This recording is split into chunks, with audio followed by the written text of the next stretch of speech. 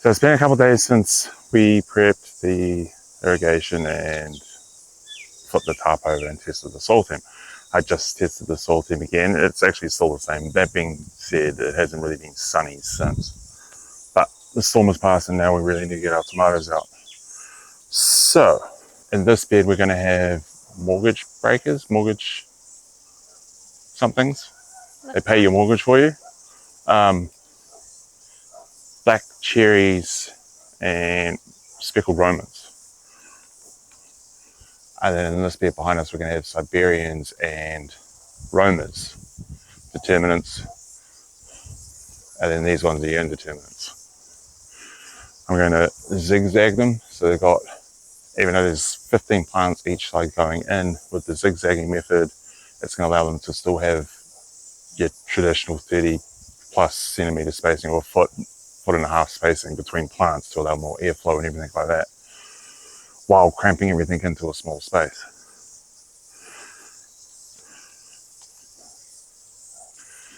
As we do it, we'll dust the roots with mycorrhizal fungi, which will help with the transplant and them setting themselves in the bed. Just before I turned the camera on, I inoculated the bed again with some more mycorrhizal fungi and other enzymes to help with breaking down already organic matter in the bed and helping with nutrient intake for the plants when they're in there. I think I originally planned this bed to actually just have it 15 plants in a row, and then I changed my mind with the whole intensive farming thing.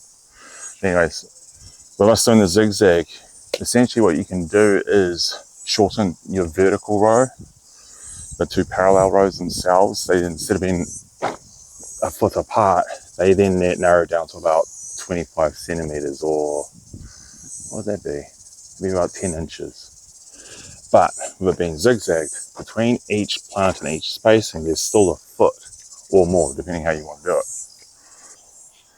And so one of the things I learned from doing the experiments with the other ones, I was just using a knife to cut a hole. It's way too messy and everything like that. So I'm going to use this and this. Whoa, what the hell was that?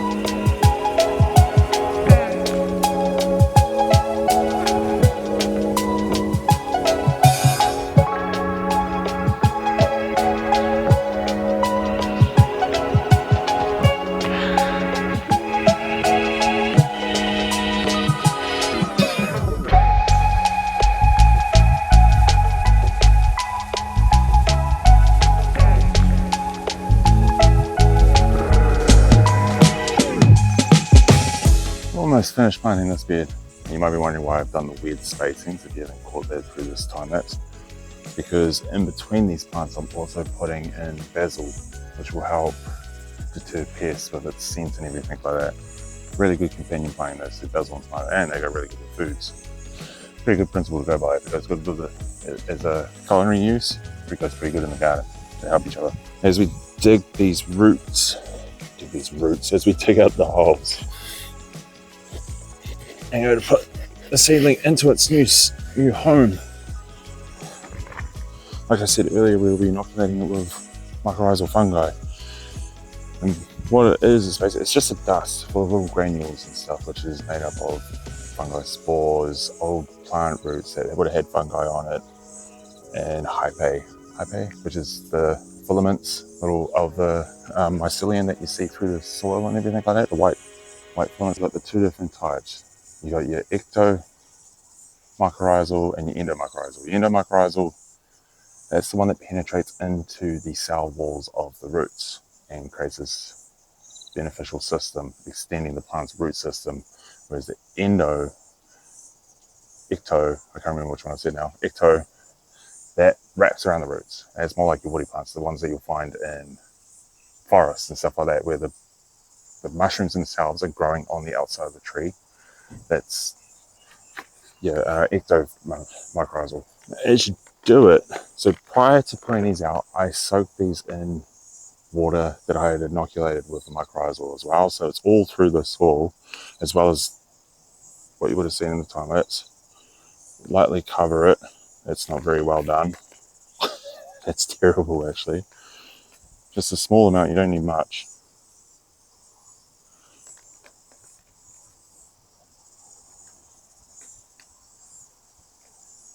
And essentially what that's doing, as the plant goes in and it starts to establish itself, it lets out chemicals that initiates, for lack of better words, that handshake between the fungi and the plant's root system, and they create that symbiotic relationship.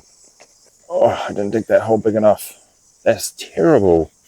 Oh no, what have I done? Too busy talking to you guys, I buggered that one up. It's not too bad. We can stake it. It'll sort itself out. Right. And like I said earlier, through doing this, the symbiotic relationship, the fungi extends the whole root system up to 700 times the size of the plant's initial root system would have been, allowing it to absorb far more nutrients than it would otherwise, and the plant itself feeds the fungi. In return, it protects the plant from pests, increasing the plant's pest resistance and resistance to other external pressures. For the likes of your legumes, your nitrogen fixing plants where they fix their own nitrogen from the atmosphere, that one helps or increases that plant's ability to be able to fix its own nitrogen. So when you are planting your beans and your peas and all the other types of all your other legumes, they benefit really well from having a mycorrhizal drench done to the soil first, or their roots being dipped in it first, or just a little scoop into the hole as you plant them. You can even just put a scoop into your seed packet, shake your seed packet so there's a light dusting around your seeds, and then sow your seeds. And that's how indeterminate's done. You can sort of see how I've done the spacings. They're sort of diagonal that way, and then the next side over it jumps over a bit, allowing that space for air to travel through, and then each missed spacing, as you want to notice, that's for basil. Basil's going to go in between all these plants because the scent of basil, a lot of insects don't like that smell, so they tend to stay away from the tomatoes. So that's that done. We've got all that done. It should have airflow, and then with the sun coming from the east over to the west over this side, and that spacing and the gaps we've got, it'll allow plenty of sunlight and airflow to go through all the plants. At least that's the theory. Now, indeterminate.